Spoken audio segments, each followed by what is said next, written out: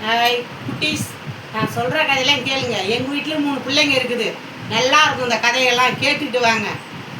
ஒரு கிராமத்தில் ஒரு ஐயர் வீடு.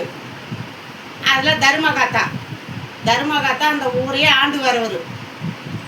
ஒரு ஐயர் வீட்டில் அந்த கோயில் வேலையை தான் செய்வோம் ஐயர். ஒரே ஒரு ஆண் குழந்தை. தர்மகாத்தா வீட்டில் டெய்லி சாவி வாங்கி போய் கோயிலுக்கு திறந்து அம்மனுக்கு பூஜை பண்ணுற வேலை. திடீர்னு கொஞ்ச நாளில் ஐயர் இறந்துட்டார். அந்த கோயில் வேலையை அவங்க மகனுக்கு கொடுத்துட்டாங்க. அவன் சின்ன பிள்ளை. அந்த ஐட்டம் அந்த பிள்ளை இட்டுன்னு வந்து அந்த சாவி வாங்கிட்டு போவாங்க. அந்த சமயத்தில் அந்த பையன் அவங்க வீட்டில் ஏனை குட்டி இருக்கும். வந்து தொட்டு விளையாடி தூக்கி பார்த்துட்டு போயிட்டே இருப்பான். கொஞ்சம் பெரிய ஆளாகிட்டான்.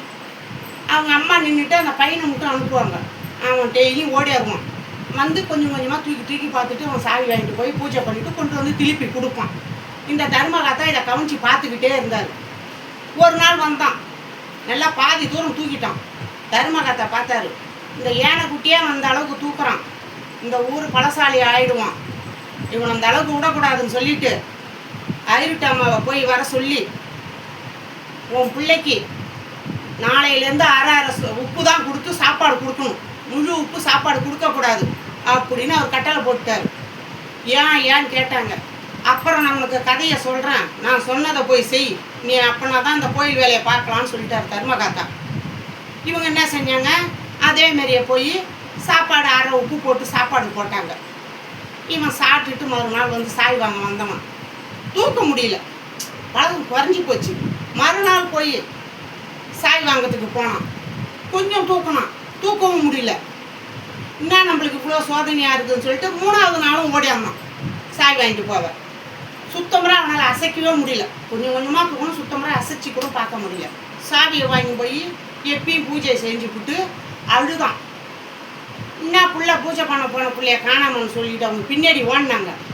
அவன் அம்மா தாயே, நான் தர்மகாத்தா வீட்டில் சாவி வாங்க போகும்போது அந்த யானைக்குட்டியை கொஞ்சம் கொஞ்சமாக தூக்கி பார்த்தேன், இப்போ கொஞ்ச நாளாக என்னால் தூக்கவே முடியல தாயேன்னு சொல்லி அழுவும்போது அவங்க அம்மா பின்னாடி போய் பார்த்துட்டாங்க. ஏன்பா அழுவுற அப்படின்னு கேட்டாங்க. அம்மா, என்னால் அவங்க வீட்டு யானைக்குட்டியை தூக்க முடியலம்மா, தர்மகாத்தா யானைக்குட்டியை அப்படின்னு சொல்லி அழுதும் அவங்க அம்மா மனசு கேட்கல. அப்பா, நீ அதை தூக்க ஆசைப்படாத, தர்மகாத்தா இந்த மாதிரி எனக்கு கட்டளை போட்டுட்டாரு, உனக்கு நான் உப்பு இல்லாத சாப்பாடு போடுறேன், அதனால உனக்கு பணம் குறைஞ்சி போச்சு, தூக்க முடியலப்பா அப்படின்னு சொன்னதும், அப்படியா தர்மகாத்தா சொன்னார். உடனே அதே போகணும் சாவியை வாங்கிட்டு வீட்டுக்கு வந்தவன் தர்மகாத்தாவை கூப்பிட்டு சாவியை கொடுத்துட்டு குனிஞ்சு யானையை தூக்கி தோலில் போட்டுக்கணும். தர்மகாத்தா அசந்து நின்னாரு. நாடா இது, 3 நாளாக அவன் அசைச்சு பார்க்காதவன் இன்னைக்கு தூக்கி தோலில் போட்டுக்கினான்னு. இன்னும் அவன் நடந்தது அதிசயம். ஐவிட்டம்மாவை போய் கேட்டான், என்ன நடந்தது, நான் சொன்னது இன்னும் உன் பிள்ளை செஞ்சதுன்னா. ஐயா, நீ சொன்னதை தான் நான் செஞ்சேன், என் பிள்ளைக்கு வேற எதையுமே நான் கொடுத்தது கிடையாது, அந்த உப்புலாத சாப்பாடு தான் கொடுத்தோன்னதும். அப்படியா, அப்போ பழம் வந்தது. நிறுத்துங்க தர்மகாத்தா, எங்கள் அம்மா கிட்ட பேசாதீங்க, நான் சொல்கிறேன் அதுக்கு காரணம். உப்பை நிறுத்திட்டா என் பழம் குறைஞ்சிடும்னு நீங்கள் நினச்சிங்க. அந்த உப்பை நிறுத்தினதுனால எனக்கு விவேகம் வீரம் திறமையோடு நான் தூக்கி மாட்டிக்கணும், வேற ஒன்றும் இல்லையா. உப்பை வச்சு மனசால இறப்போடாத, என்னை அதில் நீ கவுத்தலான்னு பார்த்த, என்ன முடியாது, நான் இருக்க பலசாலியாக தான் ஆகும் அப்படின்னும்.